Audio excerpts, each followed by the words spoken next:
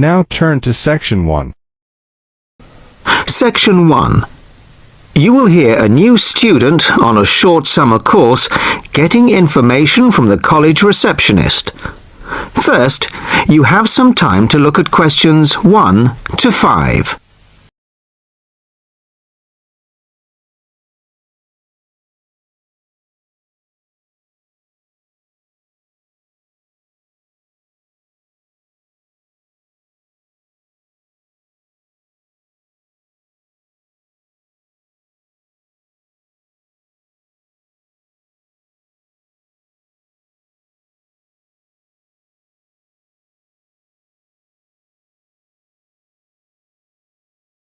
Now the test will begin.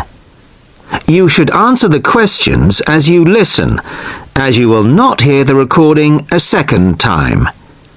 Listen carefully to the first part of the conversation and answer questions 1 to 5. Sorry to keep you waiting.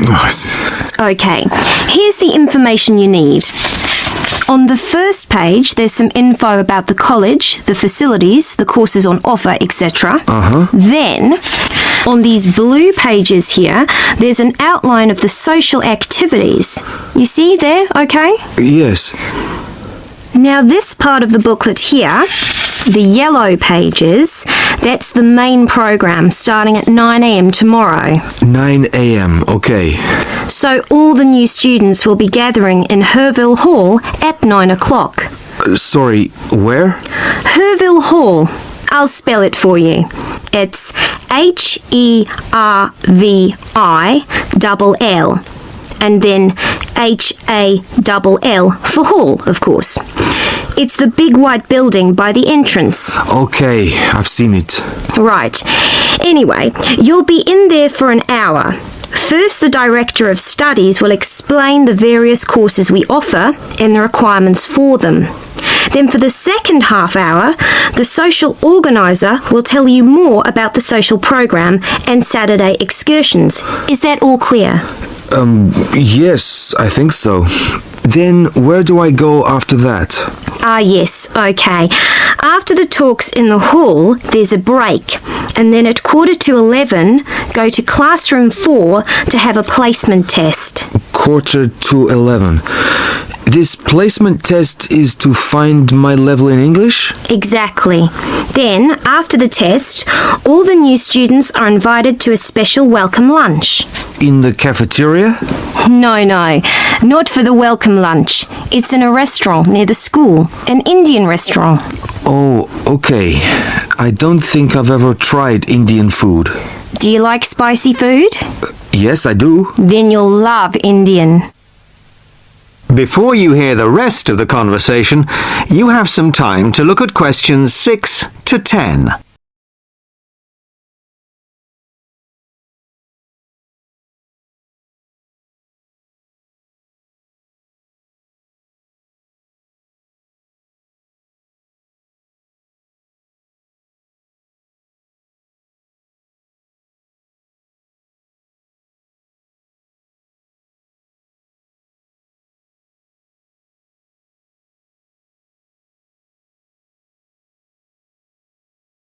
Now listen and answer questions 6 to 10. So, where's the Indian restaurant? Don't worry, it's really easy to find. Have you got that map I gave you? This one? Yes, that's it. See here, the main entrance to the school? Yes? Well, don't go out of there. There's a smaller entrance here, round the back. Oh, yes, I see. Okay, so you go out of there, past the phone box, and then turn right into this road here, the one that goes along the side of the park. You'll see a supermarket on the left, and then it's just after that on the right. It's quite a big place. You can't miss it. Okay. And one more thing. Is there a post office near here? Post office? Oh yes, of course. Just the other side of the park. Go through the middle of the park and it's there by the park entrance. Thanks a lot. You're welcome. Oh, there's a good cafe near here too. Very popular with the students. Just there.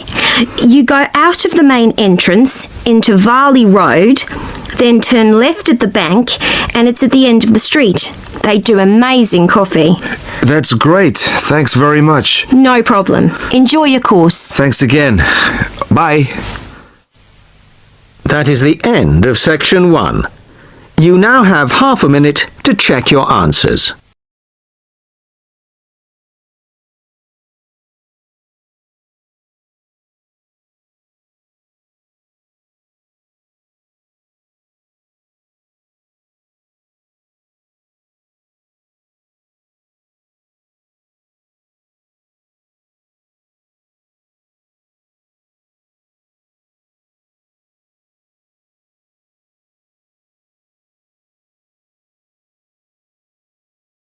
Now turns to Part 2. Part 2. You will hear a talk by a wildlife specialist on a type of bird called a kiwi. First, look at questions 11 to 15.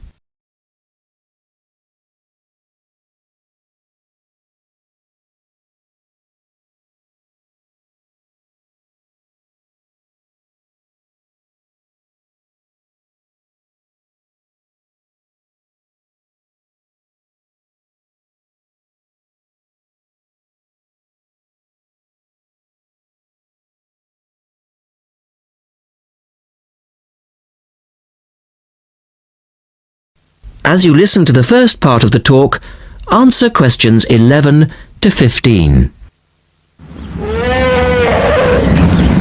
Ladies and gentlemen, welcome to Auckland Zoo on this sunny Sunday afternoon and to our special Kiwi fundraising event. My job is to tell you all about the amazing little Kiwi, and your job, hopefully, is to dig deep in your pockets. Now, for the benefit of our overseas visitors here today, I should explain first of all that the Kiwi is the national bird of New Zealand, and sometimes New Zealanders themselves are known as Kiwis. Now, while Kiwis in the wild are a rare sight, the Kiwi as a symbol is far more visible. Apart from being in toy stores and airport shops all over the world, you'll find them on our stamps and coins. The kiwi is the smallest member of the genus Apteryx, which also includes ostriches and emu. It gets its name from its shrill call, which sounds very much like this. Kiwi! Kiwi! Kiwis live in forests or swamps and feed on insects, worms, snails and berries. It's a nocturnal bird with limited sight, and therefore it has to rely on its very keen sense of smell to find food and to sense danger. Its nostrils are actually right on the end of its long beak, which is 1/3 of the body length. Now, here's an interesting fact. Although kiwis have wings, they serve little purpose, because the kiwi is a flightless bird.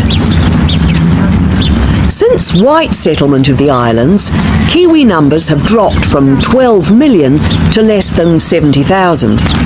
And our national bird is rapidly becoming an endangered species.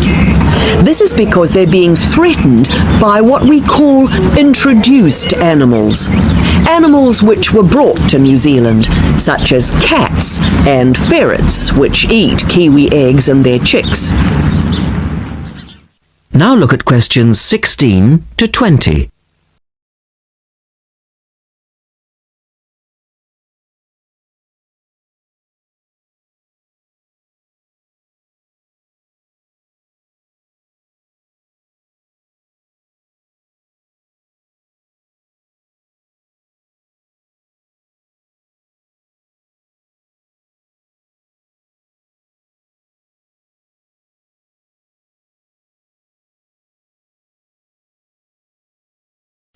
As the talk continues, answer questions 16 to 20. And so we have launched the Kiwi Recovery Programme in an all-out effort to save our national bird from extinction. There are 3 stages to this programme. Firstly, we have the scientific research stage. This involves research to find out more about what kiwis need to survive in the wild. Then secondly, we have the action stage. This is where we go into the field and actually put our knowledge to work. We call this putting science into practice. And then we come to the third stage, the global education stage. By working with schools and groups like yourself, as well as through our award-winning Kiwi website, we are hoping to educate people about the plight of the Kiwi. As part of the action stage, which I just mentioned, we've introduced Operation Nest Egg, and this is where your money will be going. It works like this. It's a 3-stage process. First of all, we go out to the kiwi's natural habitat and we collect kiwi eggs. This is the tricky part, because it can be very difficult to find the eggs. Then, in safe surroundings, away from predators, the chicks are reared. Now, this can be done on predator-free islands or in captivity. They're reared until they're about 9 months old, at which stage the chicks are returned to the wild.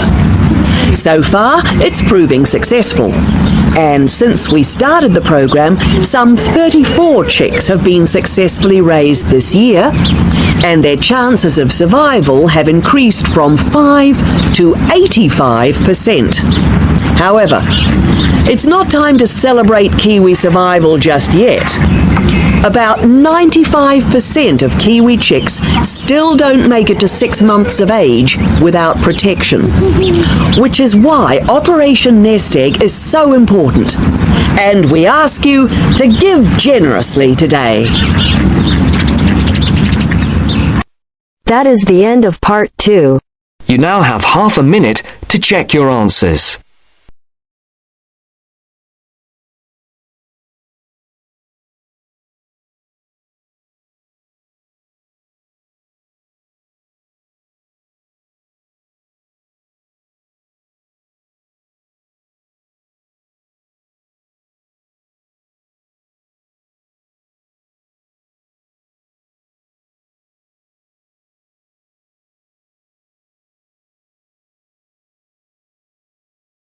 Now turn to Section 3. Section 3. John has applied to train as a teacher and is being interviewed. In this stage of the interviewer will discuss John's previous studies and work experiences. First, you have some time to look at questions 21 to 25.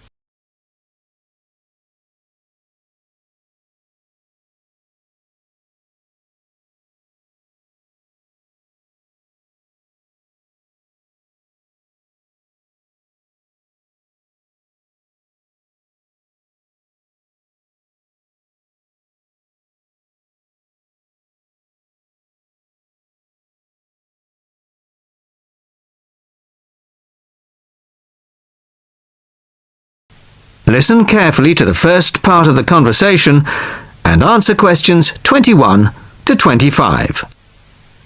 Hello, come in and take a seat. You are John Evans? Yes, I am. Well, as I'm sure you're aware, the purpose of this part of the interview is to go over your CV and talk a little further about your previous studies and experiences. Yes. So, your first degree was in French, of course? Yes, with a minor in film studies. An interesting combination. Mostly French films, presumably? Well, European cinema in general, but with a bias towards French cinema. Ah, and your degree took 4 years? Yes. In the third year, I was an exchange student at Bruges University in Belgium. I was there for a full academic year, 9 months. Right. Well, you graduated 2 years ago, and then you took some time out, as it were. Yes, I spent 6 months as a volunteer working on restoring historic buildings in France. Oh. Was that with a well-known organisation? They're called restoration vacations here, but they operate under different names in several countries. I think they're quite well known. So, it was a 6-month vacation, really? No, I went for a week, but really liked it, and I got asked to stay on as a translator. Because I could speak French quite well, it was my job to liaise between the owners of the buildings and the English-speaking volunteers. That must have been a very enjoyable experience. Before you hear the rest of the conversation, you have some time to look at questions 26 to 30.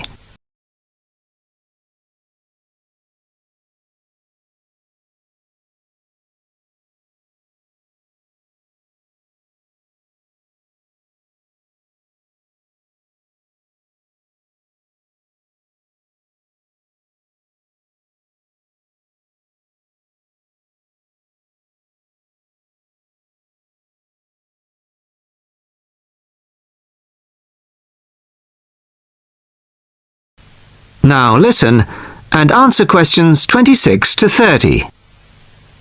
Well, it was certainly a very enjoyable experience to begin with, but after the first 3 months or so, I actually got a bit bored. I was talking about the same things every day. Bricks, cement, window frames, that kind of thing. It wasn't really stretching my French. Also, I wasn't getting paid. Just free accommodation and food, plus some pocket money. I see. So then you started working for a bank in Paris, BCFC, I think. Yes. Were you doing entirely translating again? Well, translating was the major part of it, mostly from English into French this time. Official documents, letters, that kind of thing. Much more challenging. But I was also in charge of coordinating the translation work going on in the bank's offices in Switzerland, Belgium, and other parts of France. What did that involve? It was simple, really. I just had to keep track of what had been translated in each office, to save wasting time having the same document translated twice in different offices. So, you stayed there for a year and a half, and then you left. Why was that? Simple, to apply for this course. I see. Why give up a secure job in Paris to train as a teacher here? I've always imagined that I'd be a teacher, really. I loved being in Paris, but I wouldn't want to spend the rest of my life working for a bank. Do you think your experiences in France will help you as a teacher of French? It certainly helped my French, and my experiences certainly gave me a much better understanding of French culture, although that may not be of enormous use when it comes to standing up in front of a class of British 13-year-olds. Perhaps not. Thank you very much. The next stage of the interview will be conducted by my colleague in room 207. That is the end of section 3.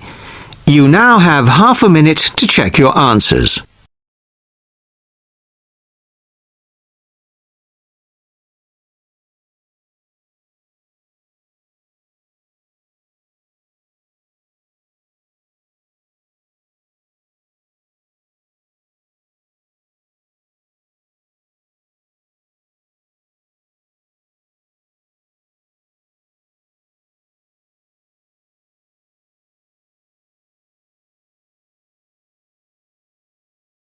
Now turns to Part 4.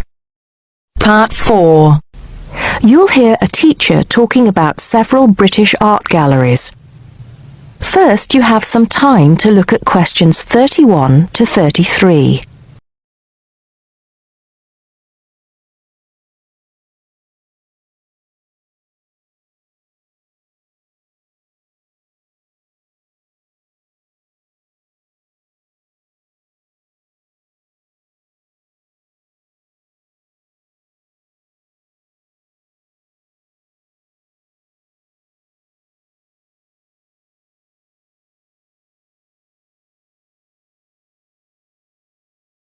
Now listen carefully and answer questions 31 to 33. Good afternoon. Welcome to the first class of V100 Art and History. The objectives of the course, as you will have seen if you've taken a look at the syllabus, include familiarizing yourselves with the vocabulary and language of art, learning about the basic elements of art and design, and finally, discussing historical periods as they pertain to art. The course will also give you the opportunity to visit some of the many galleries and museums that Britain has to offer. So, having said that, I'd like to spend the rest of today's class talking about 4 of the more important galleries that we will be visiting in the coming year. As most of you already know, or at least I hope most of you know, there are 4 Tate galleries in all. To begin, I'd like to tell you a little bit about the Tate Modern. Tate Modern is located in a very busy part of London called the South Bank. It's close to 2 world-renowned tourist attractions, St. Paul's Cathedral and Shakespeare's Globe Theatre. Now, interestingly enough, Tate Modern is housed in what was a power station built in several stages between 1947 and 1963. It was closed down in 1981 and reopened as a gallery in the year 2000.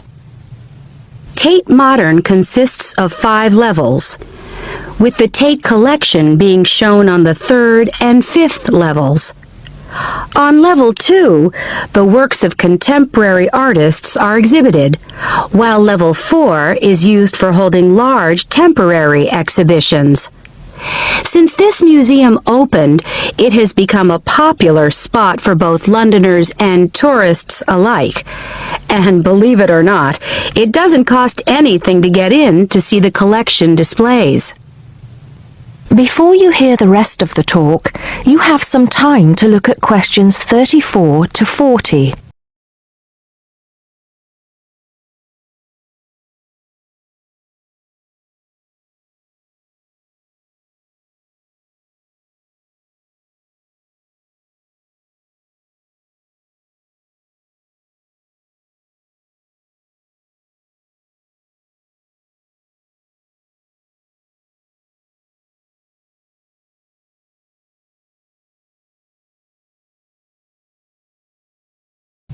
Now listen and answer questions 34 to 40. Now, the second gallery I'd like to talk about is Tate St. Ives, which is in Cornwall. It was built on the site of a gasworks, and it overlooks Porthmeor Beach. Tate St. Ives is housed in a 3-story building that was designed by the architects Evans and Shalliff. It was established in 1993, 7 years before Tate Modern was opened, and the gallery exhibits the works of modern British artists, including members of the St. Ives School, a group of artists living and working in the area from the 30s onwards. In later lectures, we'll be looking at the work of some of the artists who belong to that group and the ways in which they influenced each other. Okay, am I going too fast for any of you? No? Good. Next, I want to talk about Tate Britain, which is a gorgeous gallery situated right in the heart of Westminster. Tate Britain was the first of the 4 Tate galleries to open, and it was established in 1897. It was built on the site of an old prison, and when it first opened its doors, it was called the National Gallery of British Art. Later, it became known as the Tate Gallery, after the man who founded it, Sir Henry Tate. During its lifetime, Tate Britain has been damaged twice, once by floodwaters from the River Thames, and once by bombings during World War II. This gallery has an interesting range of exhibitions of historic and modern art from 1500 up to the present day. Now, the last gallery I'd like to tell you about is called Tate Liverpool. It's not hard to figure out where this gallery is located, is it? It was opened in 1988 to exhibit displays from the Tate collection, and it also has a program of temporary exhibitions.